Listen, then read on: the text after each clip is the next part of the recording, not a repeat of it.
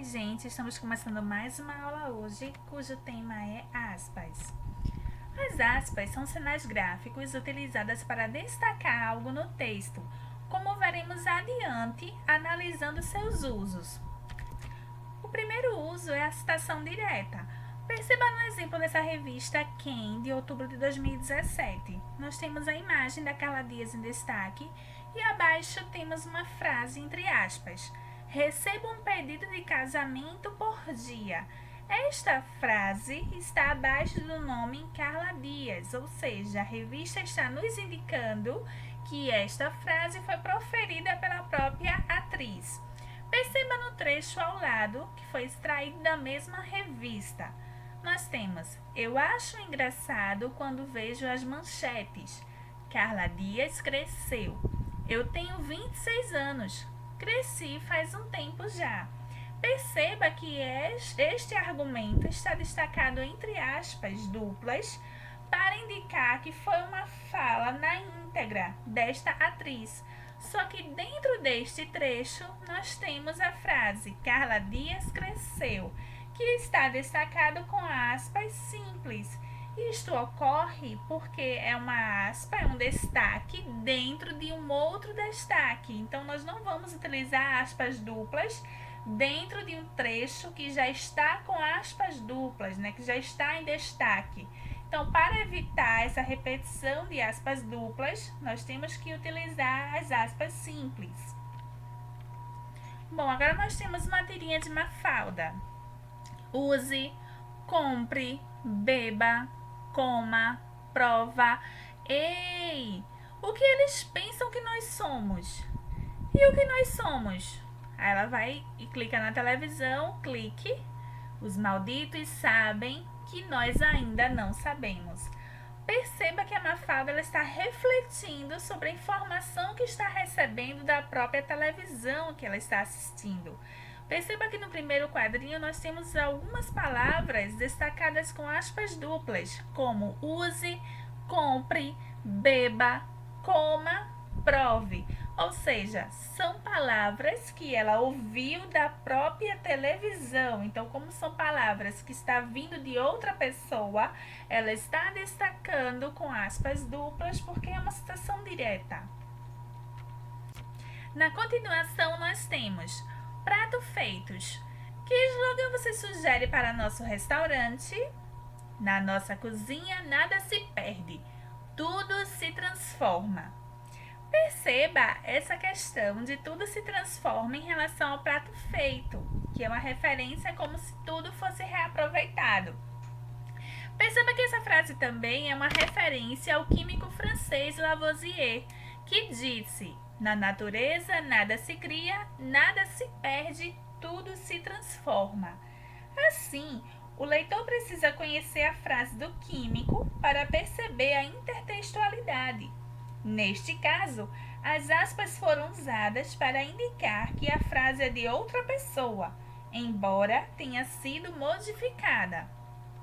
O segundo uso envolve o neologismo, que é a palavra nova ou adaptada, o estrangeirismo, que utiliza o vocábulo ou expressão de outro idioma no nosso discurso, palavras grafadas erroneamente, termos em latim e gírias, que são os vocábulos de linguagem popular e típicas de grupos sociais. Percebam nos exemplos abaixo. Nós temos neologismo, de Manuel Bandeira. Beijo pouco, falo menos ainda. Mas invento palavras que traduzem a ternura mais funda e mais cotidiana. Inventei, por exemplo, o verbo te adorar, intransitivo, te adoro, Teodora. Perceba que a palavra te adoro, tudo junto, não existe na língua portuguesa. Por isso que é um neologismo, tanto te adoro como te adorar. O que existe, na verdade, é te adoro, no caso, pronome separado de verbo. Mas, como poeta, ele tem a licença poética, por isso que ele utilizou o neologismo sem aspas. Ao lado nós temos uma notícia falando sobre Carpe Diem. Carpe Diem lotar bares e ruas na pandemia? O que a expressão significa? Nós temos abaixo Carpe Diem, entre aspas, Já marcou tendências de tatuagem, perfume, música, filme, camiseta, bar, balada e filosofia. Então perceba que essa expressão carpe diem é uma expressão latina, por isso que está destacada entre aspas. Muito utilizada na língua portuguesa com esse sentido de aproveitar o dia. Vejamos um exemplo de estrangeirismo. Temos a notícia cujo título é Ganhou Hater Global. Perceba que a palavra hater está entre aspas porque indica uma palavra inglesa, que faz referência àquela pessoa que dissemina o ódio através da internet.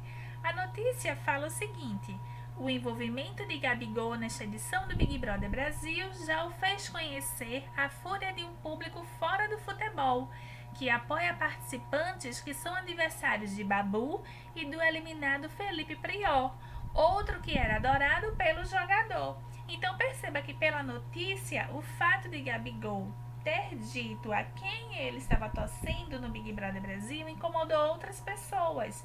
E isso foi um motivo para ele ser perseguido por haters, no caso ser cutucado, digamos assim, ser provocado. Agora vamos ver um exemplo de dois exemplos de gíria, na verdade. Nós temos uma notícia também de Gabigol que diz o seguinte: Gabigol conta que foi procurado pelo Corinthians e revela que tentou trazer parça para o Flamengo. Perceba que esse parça está entre aspas, né? Indica uma linguagem popular. E ao lado nós temos uma brincadeira, né? Avisando o seguinte: significado da gíria véi. E aí nós temos uma sequência de significados para a utilização dessa palavra véi. Obviamente que é uma brincadeira, mas faz essa referência a essa palavra que é utilizada no popular. Por isso que vem entre aspas. Agora nós vamos analisar o terceiro uso, que faz referência a destaques de nomes como títulos de obras, de revistas, de jornais ou ainda nomes e apelidos. Lembrando que um aposto vem entre vírgulas, então não há necessidade de aspas. Mas, não se tratando de aposto, é necessário sim as aspas, como nós temos o exemplo ao lado. Abatido o rei do cangaço. O rei do cangaço é uma expressão, é um apelido em relação a Lampião, que também é um outro apelido que faz referência a Virgulino Ferreira da Silva, que é o cangaceiro. Ao lado nós temos uma notícia do Jornal do Brasil que foi veiculada em 1974, cujo título é Le Monde cita a Amazônia. Perceba que a expressão Le Monde está entre aspas porque é o título do jornal francês. Dentro da notícia, nós temos o seguinte: o jornal Le Monde, em sua edição de ontem, diz em manchete, abre aspas, no Brasil, o presidente Médici inaugura o segundo trecho da Transamazônica, fecha aspas. Então, perceba que essa citação direta faz referência ao que foi dito pelo jornal, por isso que nós temos a informação entre aspas. Na continuação, nós temos o quarto uso, que vai indicar a utilização das aspas para destacar ironia ou malícia. Perceba no exemplo abaixo o título: Ano Novo, Vida Nova. Vida Nova está entre aspas. Aí abaixo nós temos Vem pro Papai, que é um monstro chamado 2020, ano eleitoral, correndo de boca aberta, querendo devorar o quê? Quem, né? A pessoa, o eleitor. Então perceba a ironia nessa questão da vida nova, né? Nós vamos modificar o ano, mas esse ano vai continuar com o monstro. No caso, as eleições vão vir para devorar as pessoas, para enganar as pessoas. O quinto uso das aspas faz referência ao sentido figurado, que é quando você utiliza uma palavra querendo dizer outra coisa. Ou seja, não é o sentido do dicionário literal, mas sim o sentido conotativo. Perceba nesta notícia a seguinte expressão. Lá no quarto parágrafo nós temos: esse domínio político sobre uma região é denominado curral eleitoral, os quais elegem os candidatos apoiados pelo líder local. Perceba que a expressão curral eleitoral foi posta entre aspas. Por quê? Porque a palavra curral não foi empregada no sentido literal de ser um cercado para confinar animais, mas sim faz referência ao controle político sobre a população. Na sequência, nós temos as próximas eleições de Cabresto.